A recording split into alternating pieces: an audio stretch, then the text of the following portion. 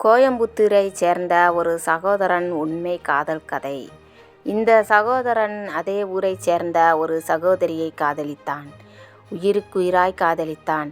அந்த சகோதரியின் மேல் உயிராய் இருந்தான். இருவரும் நன்றாகத்தான் காதலித்தார்கள். அவர்கள் காதல் நிச்சயம் வெற்றி பெறும் என்ற நம்பிக்கையில் இருந்தான் அந்த சகோதரன். ஒரு நாள் அந்த சகோதரனிடம் தனிமையில் பேச வேண்டும் என்று அவர்கள் எப்போதும் சந்திக்கும் இடத்தில் அந்த சகோதரனை அழைத்தாள். அந்த சகோதரனும் வந்தான். பின்பு அந்த சகோதரி பேச ஆரம்பித்தாள். என் பள்ளி படிப்பு முடிந்துவிட்டது. நான் காலேஜ் சேரப் போகிறேன். எனக்கு சென்னையில் உள்ள பெரிய காலேஜில் சீட் கிடைத்துள்ளது. அதனால் நான் அங்கு செல்கிறேன் என்றாள். அதற்கு அந்த சகோதரன், கோயம்புத்தூரில் இல்லாத காலேஜா, நீ ஏன் சென்னைக்கு அப்ளை பண்ண என்று கேட்டு சண்டையிட்டான். அந்த சகோதரி அழ ஆரம்பித்தாள். உடனே அவளை சமாதானம் செய்துவிட்டு வீட்டுக்கு திரும்பி சென்றார்கள் இருவரும். அந்த சகோதரி சென்னையில் உள்ள பெரிய காலேஜில் சேர்ந்தாள். நாட்கள் சென்றன. அந்த சகோதரன் ஃபோன் போட்டு அப்பப்போ பேசி கொண்டிருந்தான். சில நாட்கள் கழித்து அந்த காதல் சகோதரிக்கு கால் பண்ணும் போதெல்லாம் பிசி என்று வர ஆரம்பித்தது. இருந்தாலும் அந்த காதல் சகோதரன் எதுவும் கேட்காமல் அந்த சகோதரி கால் பண்ணி பேசும்போது மட்டும் பேசிக்கொண்டிருந்தான். ஒரு நாள் அந்த சகோதரி சென்னைக்கு வர தகவல் சொல்ல ஃபோன் செய்யும்போது பிசி என்று வந்ததால் அவன் கோபப்பட்டு அந்த சகோதரியிடம் கேட்கபோது, நான் என்னுடைய தோழியிடம் படிப்பு சம்பந்தமாக டவுட் கேட்டேன் என்று சொல்லி சகோதரனை நம்ப வைத்தாள். இருந்தாலும் அந்த சகோதரனுக்கு சந்தேகம் வர ஆரம்பித்தது.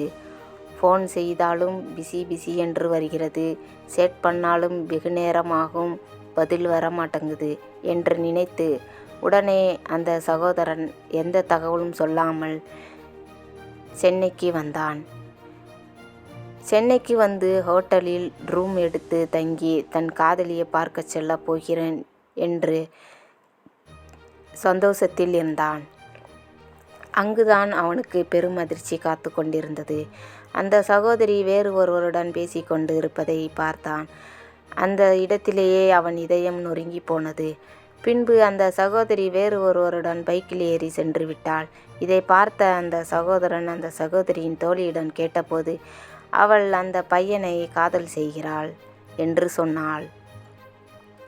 அந்த சகோதரி சொன்னதை கேட்டவுடன், நான் என்ன குறை வைத்தேன், அவள் ஏன் என்னை விட்டு வேறு ஒருவனை தேடினாள் என்று யோசிச்சு நைட்டெல்லாம் தூக்கம் இல்லாமல் விடிந்தவுடன் அவளிடம் கேட்க வேண்டும் என்று நினைத்து எப்பொழுது விடியும் என்று எதிர்பார்த்து கொண்டிருந்தான்.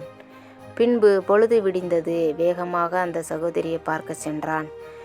சகோதரியை பார்த்து விட்டான்.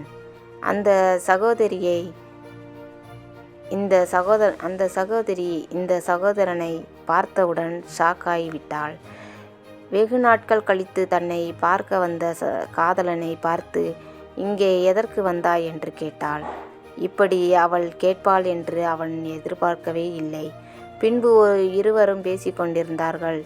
அப்பொழுது எதிர்பாராத விதமாக அந்த சகோதரியின் ஃபோனுக்கு கால் வந்தது. இதை பார்த்த அந்த சகோதரன், ஃபோன் அட்டன் பண்ணு, இல்லை என்றால் என்னிடம் கொடு என்று கேட்டான். உடனே வாக்குவாதம் முற்றியது. ஒரு வழியா அந்த சகோதரி அவனுடைய ஃபோனை சகோதரனிடம் கொடுத்து விட்டாள். அந்த சகோதரியின் ஃபோனை பார்க்கும்போது அந்த சகோதரி எல்லா ஆண் நண்பர்களுக்கும் சேட் செய்துள்ளார். வாட்ஸ்அப்பில், இன்ஸ்டாகிராமில், ஃபேஸ்புக்கில். பார்த்து மனமுடைந்து அந்த சகோதரியிடம் கேட்டபோது, நீ என் அருகில் இல்லை, நான் எப்போதும் பேசிக்கொண்டிருக்கணும், உன்னிடம் நீ என்னை வெளியில் அழைத்து செல்ல வேண்டும், என் கூடவே நீ இருக்கணும் என்று எனக்கு தோன்றுகிறது. அதனால் உன்னால் என் கூட இருக்க முடியாது. நீ கோயம்புத்தூரில் இருக்கிறார். அதனால்தான் நான் வேறு ஒருவரை தேர்ந்தெடுத்தேன். அவன் நான் நினைத்ததையெல்லாம் செய்கிறான், என் கூடவே இருக்கிறான். அதனால் எனக்கு அவனை மிகவும் பிடித்துள்ளது என்று சொல்லிட்டு அந்த இடத்தை விட்டு சென்று விட்டாள். சில பெண்களின் லவ் ஃபேக்காகத்தான் இருக்கின்றது. இதனால்தான் பாவம் ஆண்களின் இதயம் கெட்ட வழியில் செல்ல தூண்டுகின்றது.